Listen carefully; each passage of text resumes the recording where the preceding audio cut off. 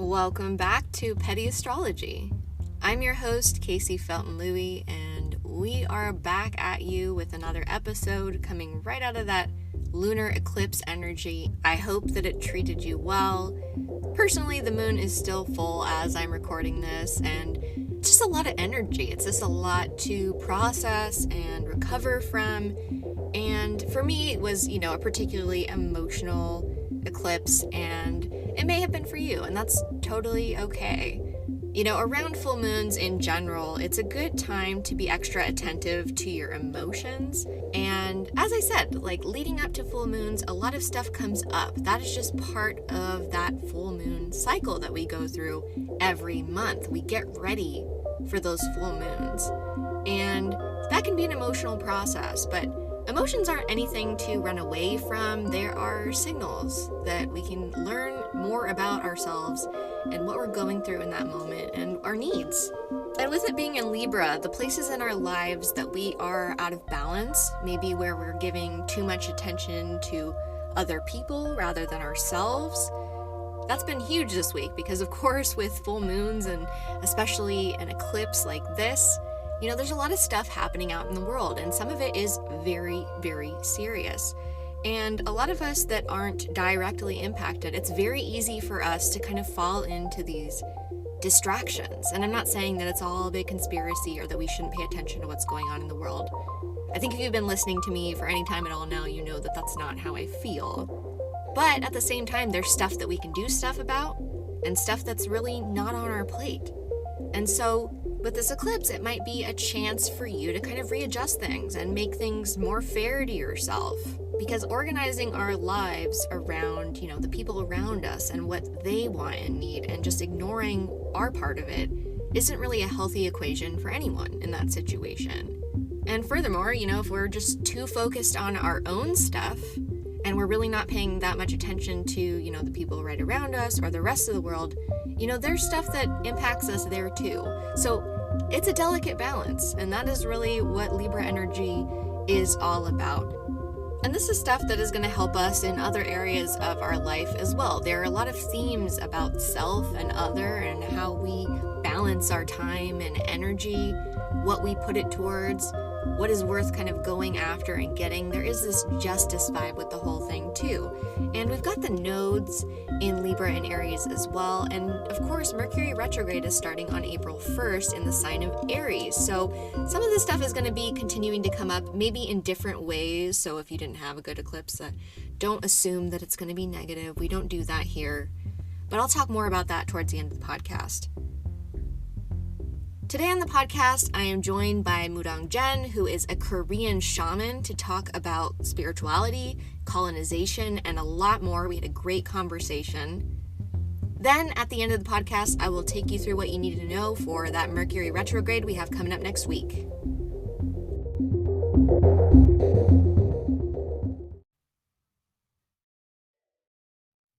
I am here with Mudang Jen, who is a Korean shaman, and you're based out of New York City, right? Yeah, I'm born and raised in New York, but just recently, within the last 3 years, I moved to the suburbs. So I'm like 15 minutes outside of like the border of New York City. So still close. Did you grow up in New York City as well? Yeah, born and raised. I've been living in New York City. Like I've been specifically living in the borough of either Queens or Brooklyn. And then once I started having a family, we needed more space, more quiet. So we moved into the suburbs about like 15 minutes outside of like New York City, which is like Queens, the borough of Queens. I'm a city girl, so I love that you're based there because I feel like there's just so much culture in cities and diversity, and like I feel really lucky to have grown up in Los Angeles because I just made friends with so many different types of people and different backgrounds. And so sometimes, like, if I travel to, say, like, I was in Oregon last year, it's a lot whiter. It's kind of like startling to me, even as a very white presenting person. I was like, this is just not my normal. I'm just not used to being around just such a like homogenous group of people. So, Yeah. It's interesting because as soon as I move away from the city, I get called into events in the city. Whereas when I used to live in the city, things were quiet. But also right now, for there's a lot of spotlight on Korean culture, so a lot more activity, a lot more events than just like 3, 4, 5 years ago. Tell me about your work as a shaman. A lot of people listening probably aren't super familiar with the work that you do. Yeah, so there are different types of shaman within our Korean culture. I am what you call a kangshimu, which is specifically a transpossession charismatic shaman. And traditionally, it's a close practice requiring initiation, but there are ways to practice Korean shamanism through Korean folk magic. And one of the things that Korean shamans do is a lot of things that we do is rituals and ceremony. But before we do rituals and ceremony, we do divination. And our divination could be a combination of Eastern astrology and also using like different traditional tools to do our divination. For example, like one of the tools we would use is rice. We literally take a pinch of rice and throw it, and we read the rice. Or we take old, like Chinese Korean coins, and we throw the coins, we read that. Or we use something called obangi, which is 5 color flags. So we pull flags to do divination as well. So every shaman has different methods, but those are some of the tools I use in my practice.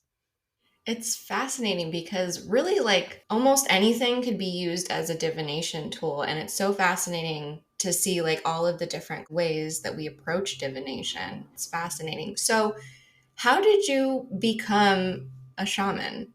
Oh, well, it's not something I decided to do when I was a young girl. Like for career day, I want to Yeah. be a shaman. Being growing up Christian and then later Catholic, those were religion that I no longer aligned with. So then I started to explore, and I explored things like Buddhism and other spiritual practices, but it never felt fulfilling. So then I started looking into my own culture. And the reason why I was looking into spiritual practices and things like that is because I was having lots of spiritual events. And what I mean by spiritual events, I would get sleep paralysis every night. It was so frequent that it started to affect my everyday living. And I became afraid of the dark. So what I would start doing is like use a nightlight. If that didn't work, I'd slept with the lights on. That didn't work, and then I would just wait until the sun came up. And that might have been good when I was younger and Mm. able to function on a few hours of sleep. But as I got older, it's really started to impact my life. I was doing accounting, right? So it was very from accounting to shamanism is a huge jump.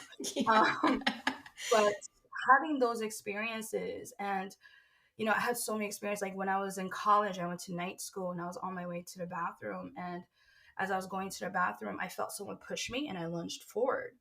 But there was nobody in the hallway with me. It was a dark hallway, like for night classes, and there was no one there. So I thought, like, I must have been clumsy, tripped over my own 2 feet. And then as I continued to walk, I was pushed again. But this time it was so strong, like I kind of did a baseball slide down the hallway. And I was so startled that I was like, I don't care if I pee my pants. I ran back to the classroom. And, I was having more of these intense things happening. Like if I was in my kitchen cabinets would start opening up and plates were flying out.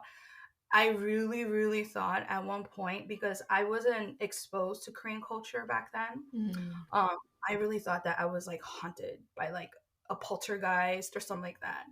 And I spent a lot of times going to astrologers, going to psychics, trying to find a solution or an answer to what was going on. And and then eventually nothing worked, and then I just felt pulled into my culture. I thought maybe nothing's working because nothing is of my ancestry, nothing resonates with me because of my ancestry. It's like it doesn't fit. So Mm. as it got really bad to the point where I was bedridden. I had chronic pains. I had a lot of health issues. Like it escalated to the point where I was bedridden for 2 years almost. And a little bit of trigger warning, but I was at the end of my rope. It was affecting me mentally, physically. At nighttime, I was hearing drums. I felt like the mountain and the trees and like nature was calling me. So anytime nighttime came along, I was very restless because I could just hear drums and giving me anxiety. So my partner didn't believe in all this. He thought I was crazy. I was on the verge of being admitted into Oh like a my gosh. hospital. Yeah. And yeah, finally I told my mom, and little did I know, I had shamans living in my backyard like 3 blocks away in New York City, Oh Korean wow. shamans. So when I told my mom, she just literally took me like 5 minutes away to meet with a Korean shaman, and who was my teacher, and she was the only one who could tell me who these spirits were. And these were spirits that I saw in my dreams, or I saw when I was having these events. She was the only person who was able to point it out what these spirits were. And I ever since I was there, I just knew, because as soon as I walked into her temple, my body started shaking. Like I was having seizures. Like I was having such a strong reaction in my body that I knew like this is where I need to be. Wow. Yeah, so it was a hard struggle, and I think about the struggle because had I been more connected to my culture, had I been more connected to my tradition, maybe I wouldn't have like struggled so long. And at the same time, not to glorify the struggle, but I'm also grateful for it because it also eventually led me down the right path. Yeah.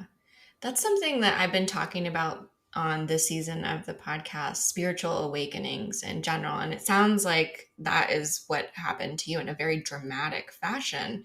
And sometimes, we have spiritual awakenings that maybe are not as dramatic as that, but sometimes it is that dramatic. And Yeah. oftentimes, like, it's maybe not what we might want it to be or think that it should be. Yeah. It's fascinating because I have your chart here. So you are a Scorpio Mhm. rising, which love, absolutely love. And then you've got a Leo sun and a Virgo Mercury and Venus Mhm. and a Sagittarius Mars. Oh, and of course, you have a Cancer moon too. I'm a Cancer rising and a Scorpio. So we got some of that same energy in the mix. But just for a warning for listeners, just because you have similar placements as Jen doesn't mean that this is your experience or that even that you're anything alike. But your 12th house has Pluto in it, which is 12th house is the house of spirituality. And so as you were talking, that's what was kind of standing out to me. And Pluto is often this deconstruction energy. And that's why Pluto transits can be so dramatic, because it's like let go or be dragged. We're holding on to the stuff that we know because it's like familiar. And it feels like what you're describing is this, you had to be in the state of like total release and just let go of all these things that you knew to be real and true, and it brought you into your purpose. But it's like you had to Yeah. deconstruct existing spiritual understandings like so completely. And so just seeing that very very plainly in your chart is super fascinating. Yeah. I feel like I've always had themes of, I mean, for me, I always feel like I always reach different points in my life where I'm faced with completely demolishing everything that I believe, everything that I align every once in a while, right? And just realign myself. There's this constant like burn everything in the ground and build everything back up again. And sometimes I understand the purpose of this, but at the same time, I'm like, sometimes it's tiring. Yeah, it's a lot of work. And that's also, I think, that Scorpio Yeah. rising energy as well. It's like, and the thing about it is, I think, is as we get older as Scorpios, like, we kind of can come to this understanding that you don't have to burn everything to Yes. the ground all the time. And that's, I think, part of the maturity of the Scorpio energy, or it can be, Yes. is that just because you can burn it to the ground and start over, it doesn't mean you always have to. Yes. But it's a very powerful energy. And I see, obviously you're very intuitive. So I'm not surprised that like the form that it took, this spiritual awakening, was very intense, and probably just, I can't even imagine like the sensory and emotional information that you Yeah. were processing at that time, just like in your physical body. That's a very dramatic entry into what you do now. How long have you been a shaman? So I met my teacher back in 2016, and I was helping her in ceremonies, and I think I got initiated around Halloween of 2016. So it's been about almost like 7-8 years for me. how has your journey been over the course of that time period? So my journey it's been a lot. In the beginning, it was actually very lonely because mm, Korean shamanism did not have the spotlight that it does now. Just even like 6 years ago, 5 years ago, when I was initiating at the time in Korea, President Park was being impeached. Protests were going around. There was a scandal that the Korea's president was in cahoots with like a shaman or a spiritual worker. So there was lots of resentment or like lots of like bad stigmas and stereotypes in around Korean shamans. And I went to Korea during that time to get initiated. And Oh, it wow. was a very stressful time because my mom was trying to reach out to me, making sure I was okay, or like making sure I kept my head down. We didn't bring too much like attention to ourselves. And then once I became initiated, I knew nothing about Korean culture. I knew nothing about spiritual practice. So it was almost like we say initiation, like you're reborn, you're a brand new baby. So it was like learning how to walk again, like learning how to sit up like a child, learning how, like hitting my milestones, learning how to sit up, then learning how to crawl, then learning how to walk and run. And once I started to get somewhat of an understanding of what our tradition and practice is, and that also prompted me to do a lot of research. Like I love to read and research, and then I started finding conflicts within some of our traditional aspects of our practice because it didn't align with the values of today. Like, a lot of Korea culture influenced a lot of practices, right? Mm, And Korea being very elitist, social hierarchy, things like that comes into play. And mm. in my work, I had to, like you said, I had to like deconstruct. I had to break down some of our practices so I could get to the core message or core beliefs and apply and bring it in today's world. Did you find that there was any resistance with more traditional people around you? Oh my God, yes. Last year I went to Korea for research. I was gonna participate with a university out in Minnesota to teach a class. And we had gone to Korea in the summertime to research, connect with other researchers.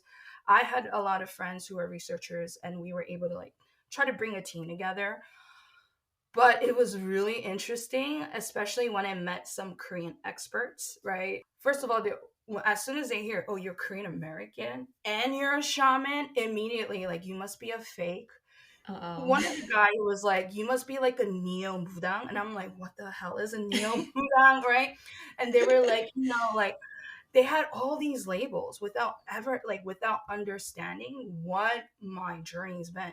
I could clearly say proudly that I am probably the only Korean diaspora in America who received the type of training that I had, right? Even though the training was like, even though I still had to learn things on my own, but having the shadow or being under an elder 24/7, I could clearly say that I don't think anyone had that experience because unfortunately, it's so hard to find shamans and elders who actually has real knowledge and experience. And that's been hard. I met a lot of resistance, even with my own teacher. My teacher, I'm not saying tradition is bad, but when we are trying to weaponize our tradition to control someone, to oppress someone, that doesn't work for me. So for me, last year with a heavy heart, I actually departed and parted ways with my elder because we didn't align anymore on a lot of core beliefs and a lot of foundations. And sometimes it seems like that's just something that happens Yeah. between, people, especially like when you're kind of in more of a student position and then you evolve and you're no longer really a student as much as you were before. And so sometimes that means parting ways. Yeah, I mean, I was open to like connecting with lots of people and learning from different people, whereas my elder took that as you're betraying me, like you're going behind my back, kind of like mentality. So we just didn't align anymore towards the end of our journey. My understanding of Korean culture, my dad's side of the family, I have a grandfather who was born in Samoa, and like a lot of our traditional cultural practices due to Christian missionaries, like Samoa is like so Christianized. And my understanding is that Korea is also very Christianized for similar reasons. Like Christian missionaries just, slid Yeah. right in there. And now, like, what, 90+% of the population is like Christian? Yeah. Yeah. Like, if I think this might be a fact, but I think in terms of like East Asia, Korea is like the number one Christian nation, right? And I also learned another fact that Korea has the most amount of Catholic saints, which was like, wow, I like, and I was like, that's such an interesting statistic. But yeah, a lot of it has to do with mm, I don't want to say everything is about elitism, but there is a social class or like Korean Christian thinking they might be better than everyone else type of thing. But also this is where a lot of money gets passed around. So if you're like looking for investors, a lot of times you'll go to church and try to gather the church folks to like come in together. So there's like there's a lot of aspects, but yeah, Korean missionary, if I'm not mistaken, it was really interesting. I heard from some of my friends that when Christianity came into Korea, instead of bringing in missionaries, they actually used our own people against us. That they taught the Koreans and then sent them as missionaries to Korea to convert, And there was a academic paper I read a long time ago back then when there was a lot of like outbreaks of contagious disease like cholera and things like that. And they were using Jesus and connecting Jesus to vaccines, so they were saying that Jesus is the ultimate shaman exorcist, right? So if you want healing, come to Jesus and get your vaccines, right? So it's really interesting once you Yeah. you start learning about the histories and the happenings. You mentioned that you grew up Christian. So was there resistance around you becoming a Korean shaman? Yeah, I mean, my mom is Christian, and she was like, one of the things my mom kept saying is like, you don't know what you're talking about. Like, you have no idea what shamanism is. Like, she's like, you're born in America. What do you know? Kind of like thing, right? But for me, having these experiences and these struggles all my life since I was a little girl, and like trying to find solutions and methods, right, that provided no relief, to me, I was like, this is my one and only choice. Do not take this away from me. I told my mom, if you stand in my way, I'm done with you. I was like, don't stand in my way. Because once I found out that this is my answer or this is what I need to do, I was more than determined because I was like, because this is like, for me, it was like my last resort. And for me, I couldn't go back to living like this because I was like, I was at the end of my rope. So there was a lot of resistance. There was even more resistance from my Catholic side because my Catholic side of the family is super religious. Like, we have our own like Stations of the Cross, we have our own Bible meeting, rosary every night. So my family was a little bit on the extremist side of Catholicism. And when I told my family, they were convinced I was possessed by the devil, right? And they were trying to convince me to hire a special priest from the Vatican who has special powers to do exorcism, right? And I told them, after all these years of me being Catholic, receiving the body of the Christ, going to my confession and receiving all my sacraments, it did absolutely nothing, right? Right. So there was a lot of resistance. Even to this day, my father probably does not know I'm a shaman or a Mudang. And that's okay because there's so much, like, I don't feel like getting into drama with my family, so I just keep it hidden. Was it for you as a person that came from this background, did it feel kind of strange when you first started? Like, just it's a very different spiritual perspective.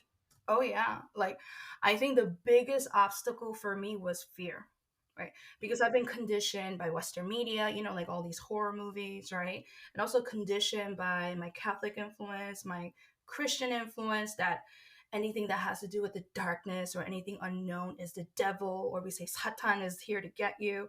So many times I felt like my belief was was always being questioned, or I had a lot of fears because I was like, what am I doing? Like, am I reaching out to the devil? Like, having a lot of those fears. But eventually, what happened is, as I started working with my ancestor, I reached a point And I think this is what initiation helped me with. Initiation was like, when I was about to initiate, I had so many thoughts because I was like, you're fucking crazy. I was like, you follow a stranger all the way to Korea. You have no idea what you're doing. How do you know these people? Like, I was having all these thoughts, right? I was like, you are insane. You just followed a stranger to Korea. You're like in the middle of the mountains. You have no, like, but then I actually had a vision where my grandmother came and she took me into the forest, and there was like this portal, like a doorway, and it went, and the doorway went into darkness. And in my vision, my grandmother went in, and then I was left on the other side. And I was freaking out. I was like, holy shit, like what is going on? Is this the door to hell? Like, I was in my vision, I was having a hard time. But then I took a moment, I centered myself, I took a breath, and I said, I don't know what's going on, but I do know one thing. I do and believe in the connection that I have to my grandmother. I believe that my ancestors will never lead me any place wrong or dark that would cause me harm. And I've been praying all my life to my spirits or my ancestor to have some resolve or help. And for me, I saw this as like as almost as like a leap of faith. And having that vision or having that experience really helped me push through my fears. So I know ancestor work is a part of what you do. How would you describe like the role of our ancestors for people, that are here and alive? Like what is that relationship like? Hmm. So, ancestors, one of the things I realized that a lot of times the spirits of our ancestors or the energy of our ancestors will, not to say they all come back, right? But we believe that those, when they were alive, those who approach enlightenment. So let's say if my grandmother was Catholic or Christian and she had a devotion, like a spiritual practice or a devotion, we say that when they pass on, that there is somewhat of a clear energy with them because they had spent a lot of time. We say enlightenment, right? We say totaka means, what that means is like they polish their rocks. Like, for example, when you go to a river, the river rock is really smooth, it's been polished, takes a long Mm. time. So it's that is using the symbolism to describe someone's practice, right? When someone's religious or spiritual, it's always, not always, but it's used to better themselves and people around us. So with ancestors, this is my personal belief, but I believe that the spirits of our matriarchs, our mothers and grandmothers as ancestors, they're a lot stronger, in my opinion, they're so much stronger Mhm. than maybe our male ancestors. That's fascinating. Yeah, and it was something that I learned through my experience doing my sessions and connecting with people, because I didn't know like why these ancestors came, but it wasn't until I built my practice and had my experience. But working with ancestors, a lot of times there are certain ancestors who have, usually matriarchs, who care for us, who's concerned about the life that we're living, that wants to give us support, that wants to help. Those are the spirits that we acknowledge and work in collaboration with. And it's through our ancestors that we are able to connect with some of the deities, like whether they're spirits and deities of the heavens or within the earthly realms, because our ancestors is kind of like the middleman that goes Oh, in. fascinating. Yeah. I love that. That's like they're like intermediaries. Yes, exactly. I like to say they're like the spiritual broker between us. Yeah. One of the things that kind of led me down the road that I'm on now was my grandmother passing away. And that was like a huge, she was the first person that I was really close to that died. And she was older, of course, but it was still very shocking to me because she was this like larger than life matriarchal figure. And so I do think that having that connection with her and her transitioning, her passing away, it was like at first, at the time when that happened, I was not spiritual. I didn't consider myself spiritual at all, and it was very like hard to wrap my head around, like, oh, I'll never see her again, I'll never have any connection with her again. And so I had a mediumship reading a couple years later, and I felt kind of drawn to it, and I was curious about it, and obviously open enough to do that. And it really changed my perspective on the entire thing because I was like, okay, well, she's around me and with me all the time. And so in some sense, like I can thank her for that because it gave me a lot more connectivity to the, parts of life that we can't see with our eyes oftentimes.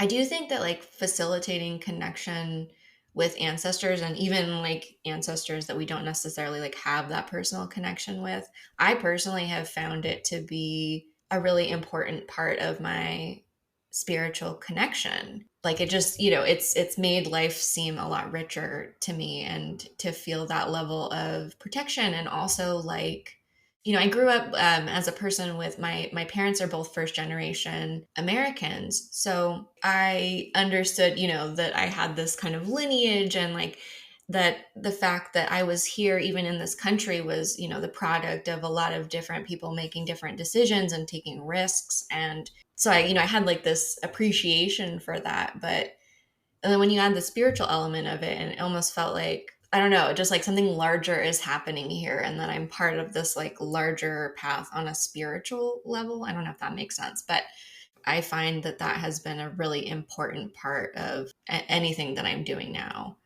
Yeah, same here. I feel like I'm not close to my family at all. Actually, matter of fact, I'm estranged from most of my family. And I also don't like working with certain ancestors. But for me, my grandmother was like the rock for me, that my grounding energy, so to speak, right? And I've been very grateful for that connection, because that's has to be honest, that's my only connection to my family, right? So this also prompted me to explore what are ancestors, who are our ancestors, and another question I want to say is, what are we doing as future ancestors ourselves, you I know? love that. And I think about that too, because even as a young person, I was always concerned with my relationship to other things and other Mhm. people and the land. And, I always felt this connection and respect, and understanding that it's not all about me. And it's unfortunate because I do feel like a lot of Christianity has led a lot of people to feel like, especially the kind of Christianity that I grew up in, it was like literally being taught that the world is just something that we're here to kind of use and discard. And it didn't really like emphasize any responsibility in that way. Like it was just because of all of the like rapture stuff, and it's like it is a death cult. It's like they're just like waiting for the earth to just end and to leave that behind. And I never jived with that. Like I was always, even as a child, I was like, this is scary, I don't understand, this doesn't make any sense. And that was my struggle as a kid. It was like, none of this feels right to me. It just all felt Mhm. very like ugly and like, Yeah. what are we doing here? And so that connectivity, was really important to me. Like I do feel like we should view ourselves as ancestors, that we can leave a trace, we can have an impact. And even if we don't necessarily like have children ourselves, like we are Exactly. still ancestors. I think people can be really literal about it. and Yeah. and I think that that is one thing that like having that relationship with departed ancestors can do for us, is like remind us that we are not here forever, Hmm. and that the things that we leave behind have an impact, whether it's people or whether it's, the decisions that we make. So I think it's a really like beautiful practice for people of all kind of spiritual backgrounds to like have that, Yes. celebrate that. And I just think with all of the, Christianity that has really been taken from us in a lot of ways. Specifically, Korean Christianity is very unique, Mm, especially Korean Protestant Christians, because a lot of their practice is stemmed from the work that shamans do. So like at Korean Christian church, after like a sermon with the pastor, they go downstairs usually to a basement and have like a whole meal together, or like we break bread together. And that's so very interesting, because within the ceremony of a Korean shamans, after the ceremony is over, all the food and all the grand food and offerings that's usually on the altar, it will be taken down and spread amongst the people in the community, to foster in better community ties with our neighbors and our friends. And it's also believed that if you share the food together, we are sharing blessings, protection, and like and kindness to each other. So it was very interesting to see a lot of these aspects within our Korean shaman practice borrowed by Korean Christianity. And it makes so much sense because I mean that's how Koreans converted, because it was something a little bit familiar to them. Right. We know that like the Catholic Church, when they were doing all their colonizing in like Latin America, they would incorporate local practices, and that is a way that they were able to get people to accept what they were doing. So it's fascinating that you can like look and be like, oh, that's where that came from. Yep. So you mentioned like obviously you are somebody that is in the Korean diaspora. So do you feel like reconnecting with Korean culture just in general has been like a really important part of your spiritual path? Oh my God, yes. In the beginning, when I got initiated, I didn't know anything. I didn't really know anything. I thought that by learning or training on my elder, it would give me more insight into our culture, but it did not, by the way, because it was more like my elder was more technical. Like, this is how you, for example, this is how you set up the altar. But I wanted more, right? I was like, why? Right? The things we do for our altar, why do we do this? Like, I wanted more of an explanation. And my teacher, unfortunately, she may not have the skills or the qualities to be a teacher in that sense. So that prompted me to do my own research of understanding why our practices is this way. I needed to understand and hear our stories. I needed to, like, instead of just doing things to just do it, I needed to develop a personal and intimate connection to the things that I did. Because what happened was I was taught how to do our practices. And for me, it was like, oh my God, I'm learning about my Korean culture. And I was doing everything. But again, it felt empty because I didn't have personal connection. So when I started to explore more and understanding our stories, that is when I think my practice kind of like went a little bit deeper in understanding how it evolved. And that also made me realize that Korean shamanism is not this rigid box, right? And Korean shamanism has always changed and evolved with the people, right?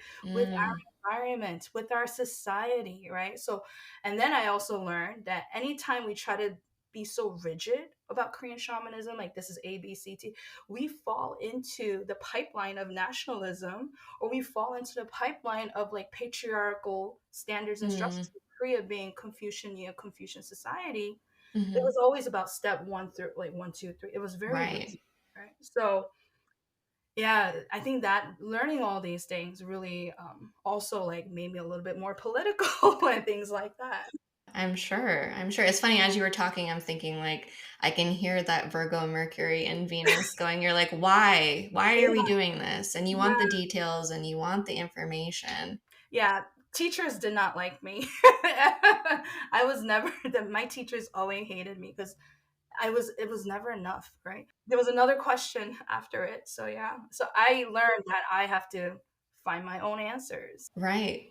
I don't know. I mean, just in some way, I feel like that seems to be a part of your path, like this, that you Yeah. are going to have to kind of go outside and maybe do your own thing. So the 10th house in astrology can tell us about people often associate it with career. It's actually not career. It's more of our vocation, you know, it's like our things that we don't want to retire from. It's not like the day job, you know. And so Mm-hmm. you've got your sun and Mercury in the 10th house, and you've got that Virgo Mercury there. And to me, that's like part of your purpose here seems to be like refining and uncovering and kind of sharing your own ideas and perspectives, right? Like we don't have to Yeah, just go along with the established order. And why don't we do something that makes more sense for where we are now? You know, and like absolutely. Virgo energy is so about like making sense. Like, well, this doesn't make sense anymore. This is not, you know, Yeah. but it's adaptable energy. That's the other thing about Virgo energy. It's like if it's not appropriate for what we're doing here, why don't we shift it? Yeah, that's exactly. It's like it didn't fit before, but trying to learn about it so we could shift it so it makes it easier, right? Makes it easier to digest, to consume, and to be part of. That's exactly it. Yeah. I love it. Yeah, and I think that's so important to do too, because especially with like folk practices, right? Like, you know, we come from these backgrounds with Christianity. It's a lot more rigid. It's the rules are very clearly laid out. The practices are pretty clearly laid out. Whereas folk practices, like, they evolve, they involve like a lot more, like local influence, or Yes. it's more adaptable. And because it's not so rigid, it seems like it can be harder to, there's not like a uniform practice. There is Yeah. gonna be variations and Yeah. regional differences. Yes, exactly. And I think that colonization took that away from us in a lot of ways, Yes. because Yes. it was like, conform, just do the thing that everyone else is doing. And, Yes. Yes. I think about how much we've lost. Yes, I'm glad you brought that up because in my research, I even learned like even Korean food from like the northern area versus the southern area varies. The way we speak, our dialects from different parts of the country is very different. So why not? How can so like if those things are so traditional to our culture, it's fluid and changing depending on the region because the land is so important. Then I realized like me as a Korean diaspora living in the US, my experience and the things I bring into my practice and the influences that I have are very different than Korea. And since we're working with the land, I realize like we have things around us, right, that we could bring into our folk magic practice. Like for example, chili flakes, like red chili flakes, is used in Korean folk magic and shamanism as a way to ward off ghosts or having exorcistic properties, like chase off demons or there's a protective. But if we learn what the history of chili flakes is, it's not native to Korea at all. Chili was, if I'm not mistaken, was imported by the Portuguese, right? So seeing how these things are traditional ingredients or traditional tools, understanding that, I realized like even our Korean traditional practices was also open to different tools, influences, and whatnot. I think we underestimate, just because of modern politics, it seems like everything is so hard lines. And then when you actually start getting into the history, things are a lot blurrier and a lot more mixed than we like to think. Like, there is the purity that we think of Yeah. everything being, is just like, it's just not realistic. And I think it's a really useful tool for colonizers, really, to be like, oh, those people are all like this and we are all like this. And so this is why we have to do this. And it's like, well, yeah, I guess if you're, fool and you don't want to look into things, that's one way we could look at it. But I think it just becomes a very useful tool to make us dislike each other, or, misunderstand what we're even engaging in, Yeah, I think that it's just things are so much, so much more complicated it is. than that.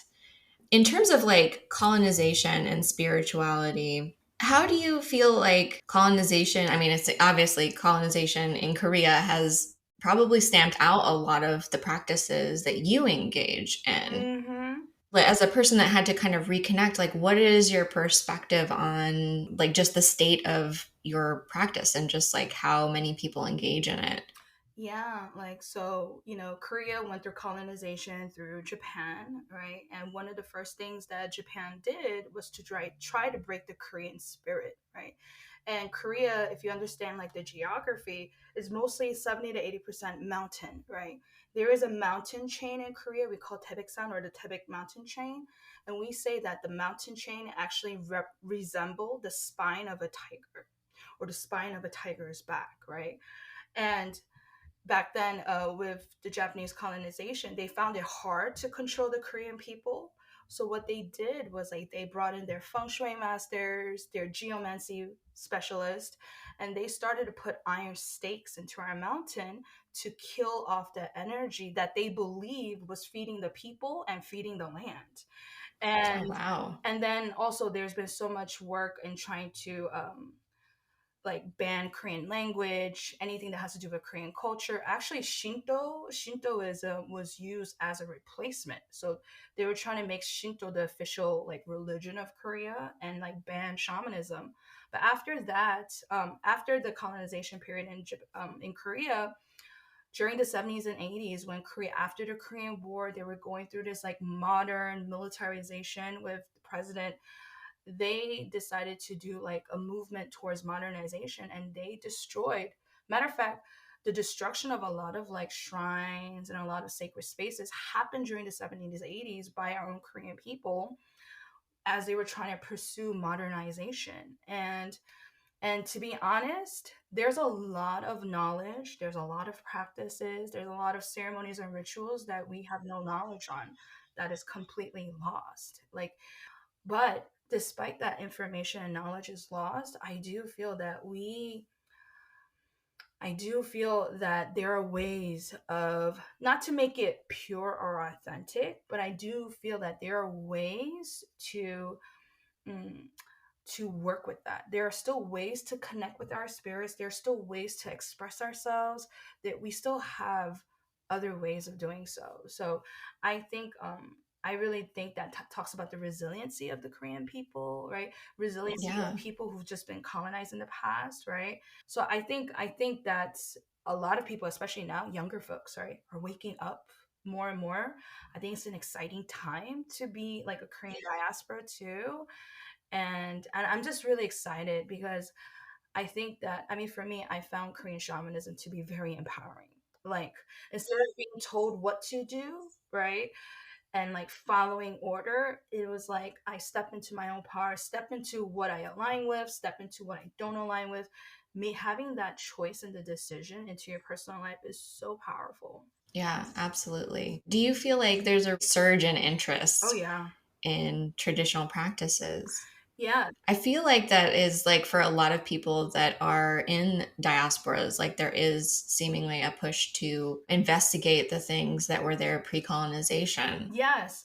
And before I start, I just want to thank the BIPOC community for that, right? Because as a Korean American, and I think I told you earlier that even just 5 years ago, shamanism wasn't that popular or that well known, right? When I started, a lot of my friends are not like I grew up in a very diverse neighborhood, so a lot of my friends were Black or Latinx, and it was really like my first spiritual experience was through my friends who were Dominican, and one of my friends was telling me about her sister who was initiated as a Santeria priestess. And I was like, what is that? You know, the reason why I'm bringing it up is because when I look at my fellow BIPOC people, like people within the Black community, they know, not that they know, but they have some of their culture and some of their traditions, like they know that it's from Africa, right? So as a Korean person, I was like, what is our tradition and culture? Because we only have Christianity, right? So they also prompted me to learn more. And I think it also prompts other Korean Americans. Like when we look at other people's culture, it's interesting as Koreans. I gotta say that we don't actually know our traditional dances. Like, for example, I have friends who are Desi, right? Or Pakistan, or I have friends who are Latinx. They have their dances like salsa, right? They have their specific dances. But if you ask Koreans, like, what is your dance? We'll probably do K-pop because we're so removed from our practices that it's Right. actually been quite sad, but also very exciting because there's so many of us is like wanting to reconnect again. What would you say to people that are listening that are in that position themselves, like looking Mm, to reconnect, looking to understand more mm. from, pre colonization, where they come from? So, what I want to share more is not about what we do, right, or how we do.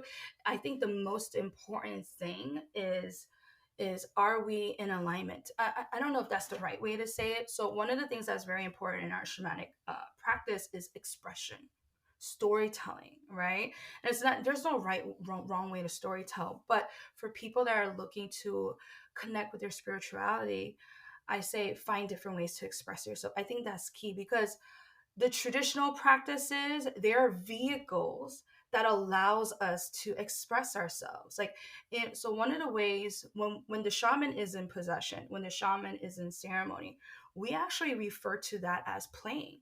So my elder will say to me after, let's say I'm part of the ceremony, I decide I'm jumping. My elder will say, "Did you play well? Do you feel refreshed after playing?" And if your answer is no, then she'll say, "Go back in, let your spirits come through, say what you need to say, express your body however you need to express." Because we say that people who are artists, right, that they tap into something called shimyeong, which means spiritual essence or spiritual energy. So what I'm talking about this is this ability. right? To connect with ourselves and have full expression of our spirit, of ourselves. Like, I think that's so important.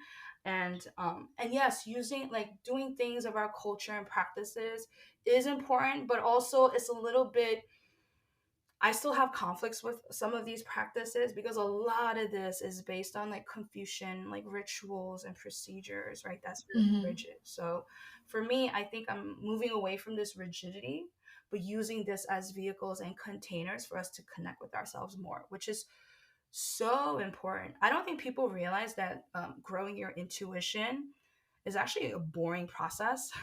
There's nothing magical about it. Like, because intuition means that we are paying attention to our body. Like, what is my body Mm, telling me? What am I picking up? Right? What is my, it's yes. paying attention to our body. So, like, and when we are in contact with spirit, it's having this releasing of whatever is inside, whether it's emotion, Yeah. singing, dancing, crying, throwing up, being a hot mess. Like, it's all valid.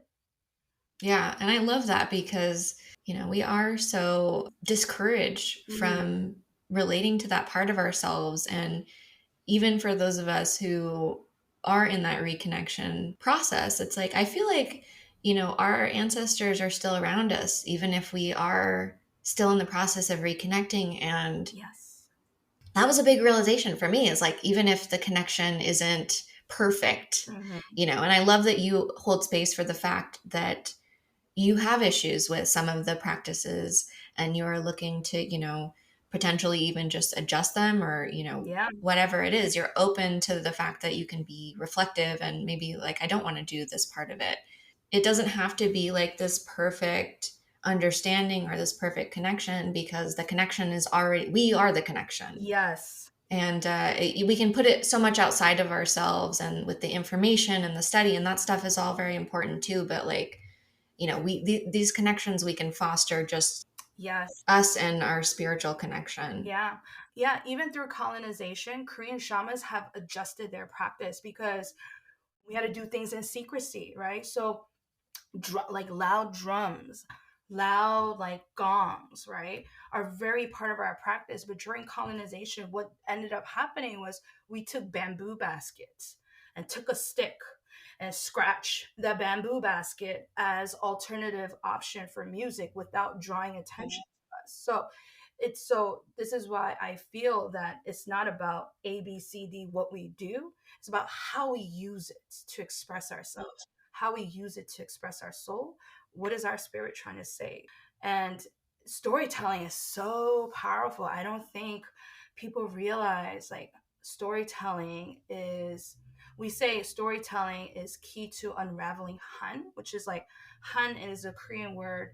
It was birthed from colonization, but it was to describe this visceral anger, rage, sorrow, and grief that we had in our bodies from the effects of colonization and the effects of like society, right? Society being so Yeah, patriarchal, right? It was, so storytelling was a vehicle that we use for healing, for our expression. that's the perfect description of your 10th house Virgo Mercury. Because looking at your chart, I'm like, this is a person that should be sharing their ideas and sharing their stories. No, thank you. That gave me so encouragement because a lot of times I could come up very strong, right? And I know that's not for everyone. So a lot of times before I do social media, I have dozens of things running through my, oh my god, is, am I gonna say something wrong? Like, there's so much of that criticism. But now as I'm approaching my 40s, I'm like, honestly, F it. Who cares? Like, this message or for those who align with me. I'm not here to be everyone's, like, I'm not here for everyone because I know that, my energy doesn't vibe with everyone. So yeah, I'm getting to that point because I'm angry right now. Yeah. I'm Oh yeah, same, absolutely same.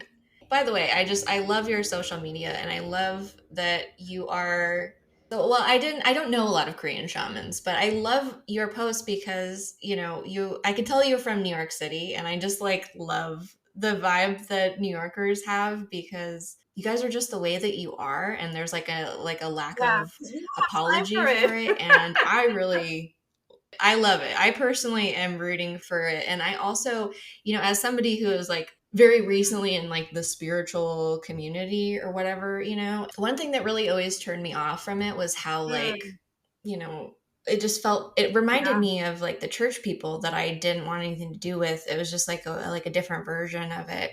I don't want anything to do with that. But people like you who are just, to me, I'm like, this is somebody that I would, Mhm. I would hang out with. Like I love seeing people Mhm. that are like you in the spiritual space because we should be. I don't think that it needs to be this holy thing, and not that we can't have respect for the practices, but like I like when spiritual people are really real and they're fully themselves and they're not trying to like put on this performance, because that just like I want nothing to do with. So I like that you have that 10th house Leo sun, and you just have this like fire to you, and I think it's great. And I also wanted to talk about, you have an 11th house Virgo Venus. And I have seen even just on social media, and I know that you are somebody who has spoken a lot about what is happening in Palestine and the colonization process that has been going on there for decades and is now escalating. So, I mean, just looking at your chart and just from what I've seen from you, I can tell that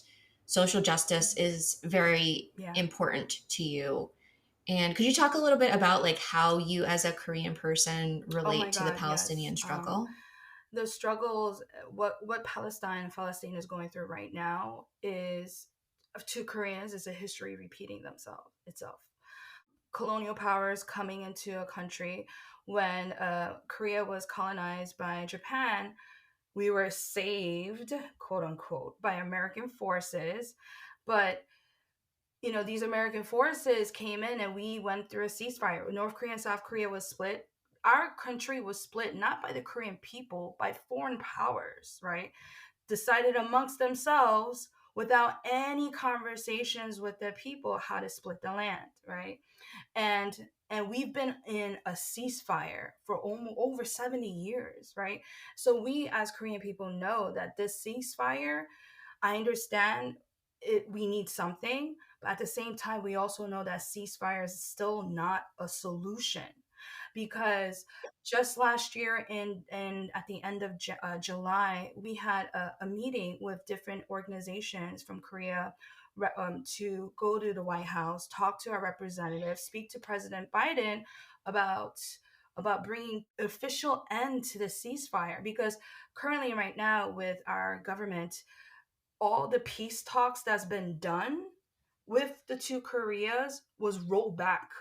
Like Biden's administration has done more damage in the efforts of peace talk. What people may not realize about this is that for Korea, the war has never ended. And the thing that they also have to realize about North Korea, they're always on the defensive because they're constantly being attacked. So this idea of ceasefire being peaceful and all this is absolutely, mm, is more of a political like BS than bringing actual peace within Korea. Mm-hmm.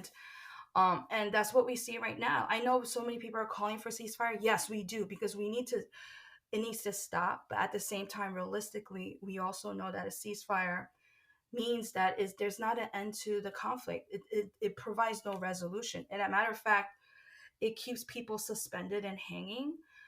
Koreans still can't connect with their families. We've been separated. My family, both sides of my family, my maternal and paternal, were both in northern Korea before the war, and during the war, they became refuge. They fled down to the south, and I don't know anything about my maternal line because my grandmother, she was the only survivor. Even like she passed away without ever speaking about how she grew up, what family she had, so we know nothing. So I clearly see, even in my own family, the harm and trauma of like colonization and the effects of like US imperialism. For people that don't have that personal connection, I do feel like there is this push to make it all seem like it was so long Yeah. ago and it's over and it's so far away, and we Mm, don't worry about that. And yeah, like my family is the same way. It's like I can see it. I can see it yeah. in my upbringing, how devastating the consequences of all this has been. And I also don't think that, like, I don't know about you, but my American education, I think historically we stopped at World War II. And then everything after that, it's like, oh, we just Yeah. don't really talk about that.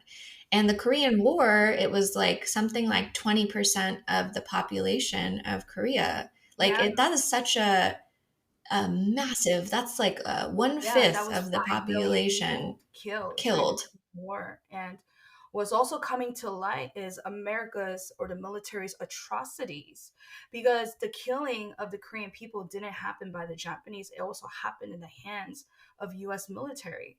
And what people may not know about this is that Korea is a very strategic point for the US military, because Korea has like a mandate, like where you automatically have to like do military service, like for men, and I think it's also open to women, but I don't think it's mandatory.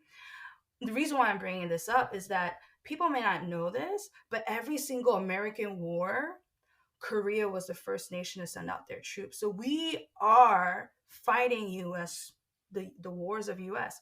After Korea went through our own stuff, the US went into war with Vietnam and Afghanistan, and Korea were the first nation to send out our troops. So I could see how America has their war, but we're fighting it for them. Like it's at our expense, right? So seeing how that plays out, we could also Yeah. clearly see that's also what's happening in Palestine, in Palestine, in Gaza, right? To those people, right? Clearly know that the U.S. trying to build their little whatever their little port for aid is bullshit, because we all know that there are so many Yeah. Zionists are moving in to develop the beachfront properties, all that, right? So U.S. I've realized as I gotten older, like the veil that I had about America. Like it during COVID, I had an assault.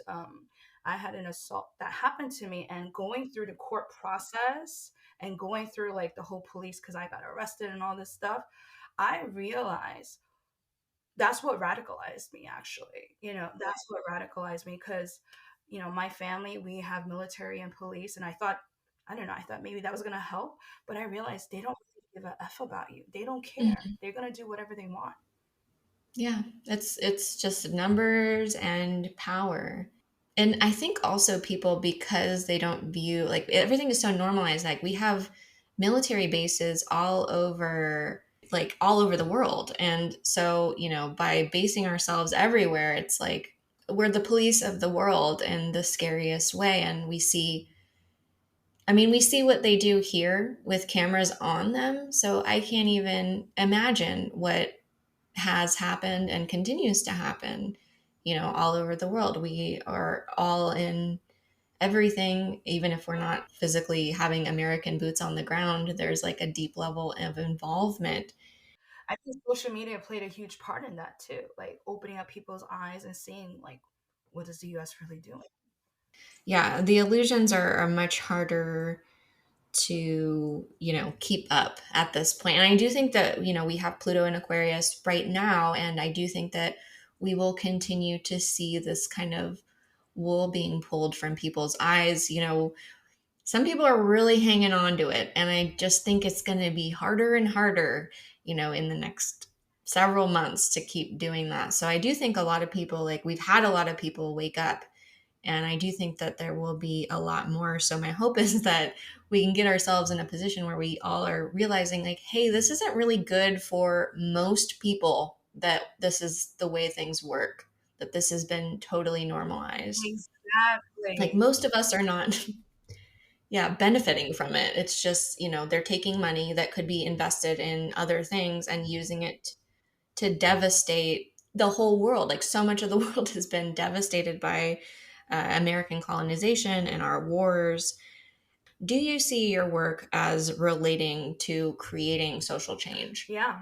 I hope that it can, all right? I'm still figuring out like the actual methods, right? But I hope that it can, because again, when I felt to a certain point in shamanism, there was a lot of like aesthetics being focused on, and that prompted me to start digging into my research. And when I realized that Korean shamans were held space for the poor folks, like people who are not part of the elite, people who are not part of the aristocrats, right, who are not royalty, the common people, because because Korean shamans held spaces for the stories and the experiences of the common people, right? And try to create ceremonies or rituals to uplift the people, to empower them. And I'm like, this is what I was like. Korean shamans originally were to some degree folks who participated in social justice, right? Because they they hear the stories of other people, right? Korean shamans a lot of times, we also hold space just to hear about like people's grievances or their hunt, right? So that means that a lot of times when shamans do their rituals or a ceremony is to uplift the community and people from these like social injustices, right? And these social structures that's so harmful to our communities. And I think history over and over shows the government does not take care of the people ever at all. I mean, even our US government doesn't take care of us. Like, they treat us like shit. I mean, I don't know how people may think that the US government is going to go out into the world and treat anyone better, you know? There's no way. What kind of services can people come to you for? So right now I'm in the position of like changing stuff, but right now I do private sessions. Like, also my session will consist of Eastern astrology readings, right? We'll look at someone's chart, see the energies that they have, right? Then I look at the stars to see the influences of this year, but also I go into a little bit of spirit mediumship where energies of the ancestors may step forward and I'll take notice. I do private one-on-one sessions, but also I'm moving towards um, creating more accessible options. So I'm thinking, I'm in the process of creating communal rituals.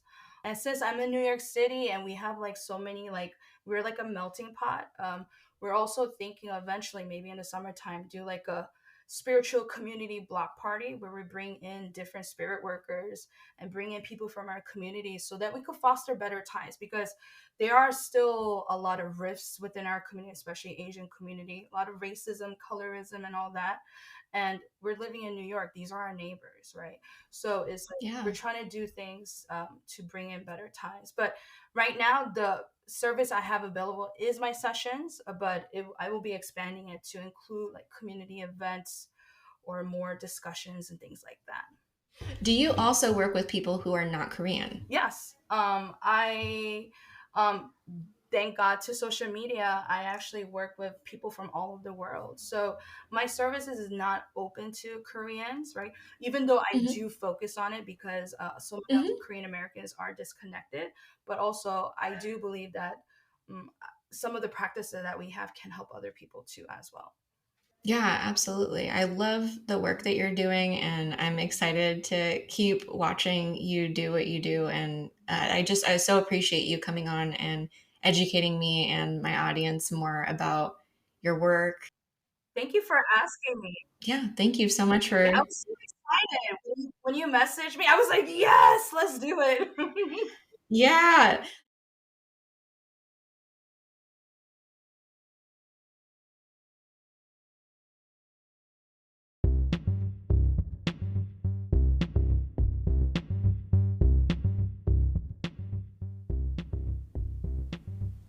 I really enjoyed that conversation, and I hope you did too.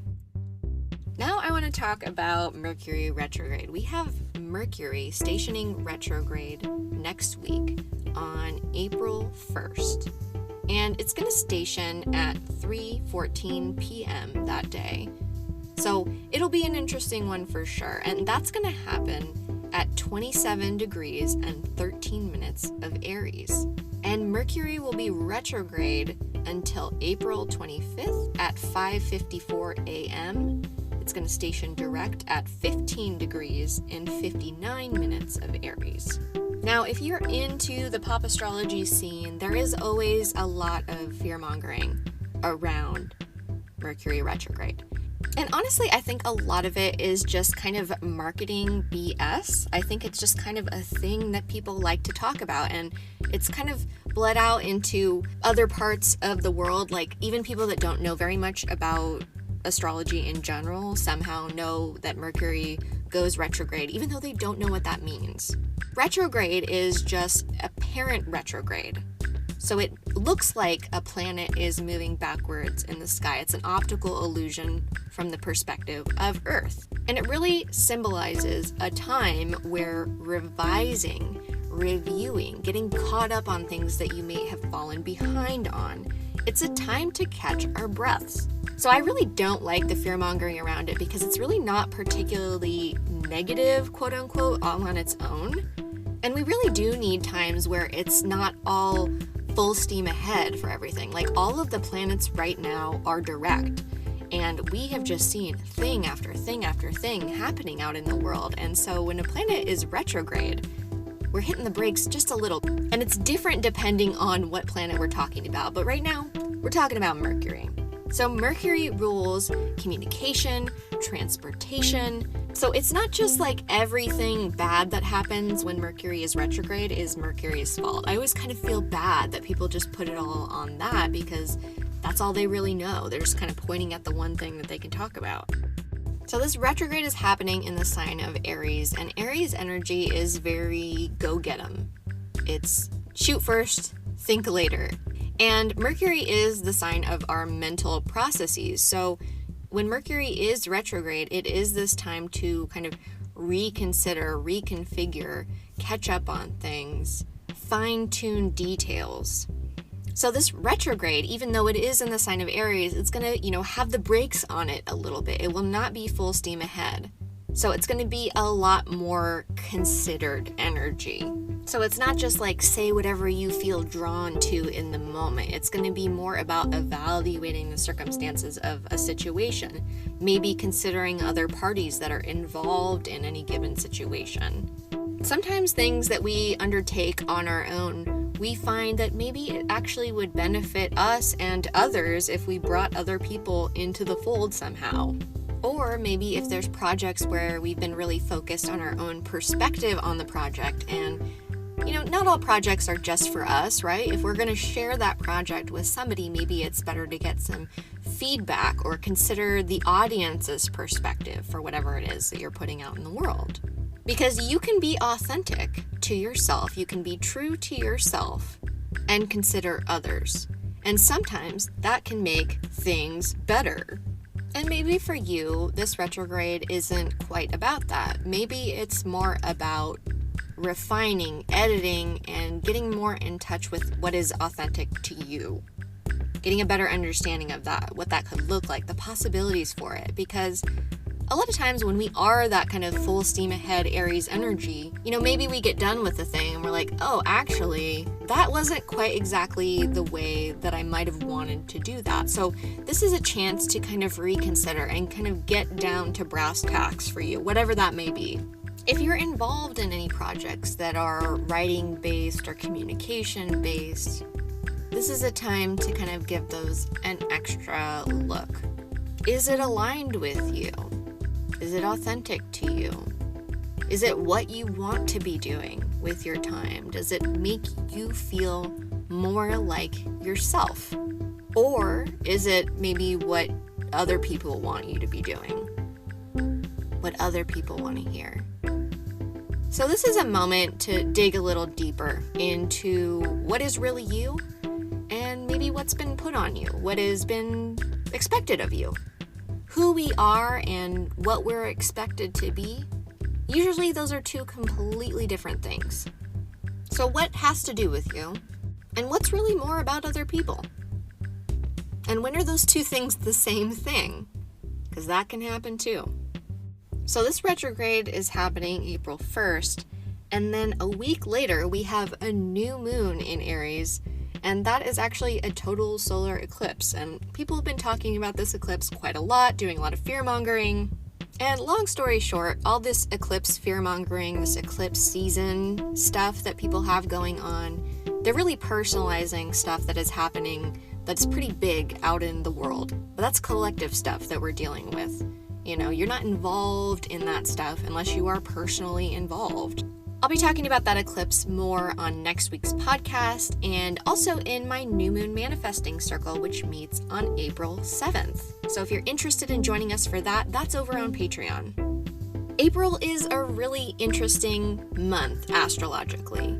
And between Mercury retrograde and the eclipse, I think we're just going to have a lot of very reflective moments and probably a lot of interesting stuff happening out in the world. And again, the themes really are going to be, what is your stuff to deal with? And what is other people's stuff to deal with? And sometimes it's both. But really, we can only control ourselves. We can only make decisions for ourselves, as frustrating as that may be sometimes. So there's going to be a lot of opportunity to reflect on what exactly you are in control of, what exactly you can make better. So I always encourage people to take advantage of Mercury Retrograde. Take advantage of it to catch up, to get back in touch, to take a breath, to get back to center. For me personally, I have a book that I'm working on for my patrons, and of course I've been very busy, so my hope is that this retrograde is going to give me time to finish that up so I can get that out to you guys. My hope is that it's going to be out to patrons on April 20th. That is the Jupiter-Uranus conjunction, so stay tuned for that. If you're doing any kind of travel or projects during this time, you want to make sure to leave extra time because there is this opportunity for miscommunication, for things like traffic or travel delays to come up, especially during the retrograde period. So this is a moment where the universe is basically forcing us to slow down, to take our time a little bit more, to get it together before we move forward when Mercury goes direct. So there's a lot to take advantage of if we look at it that way. Nothing to be afraid of, no fear-mongering here on Petty Astrology, that's for sure. Before we go, I actually have a favor to ask of you. I am really thrilled with all the feedback that I've been getting on this podcast, and I'm so grateful to every single one of you who listen and who support me, and especially to my sponsors for making this show possible for all of us. If you enjoy the work that we're doing here on Petty Astrology, I would love if you could leave us a rating and a review on whatever platforms that you use. That way, people don't have to take my word for what we're doing over on this podcast, and they can hear directly from you listeners. This episode was produced by Lori Rivers and brought to you by my sponsors over on Patreon. If you'd like to join the Petty Astrology community or become a supporter of this podcast, you can head over to Patreon at the link in the show notes.